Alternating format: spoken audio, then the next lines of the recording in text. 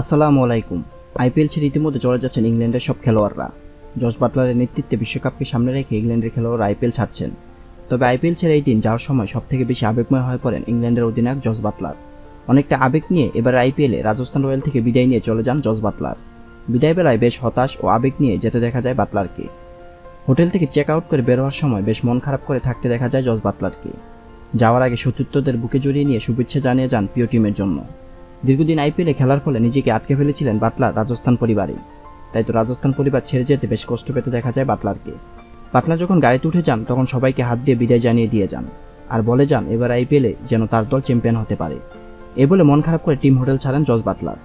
দলের প্রতি জস বাটলারের এমন ভালোবাসা দেখে সবাই রীতিমতো মুগ্ধ হয়ে যান। এবারে আইপিএলে বাটলারের রাজস্থান রয়্যাল 12 ম্যাচে 8 জয় নিয়ে প্লে অফ প্রায় নিশ্চিত করে ফেলেছেন।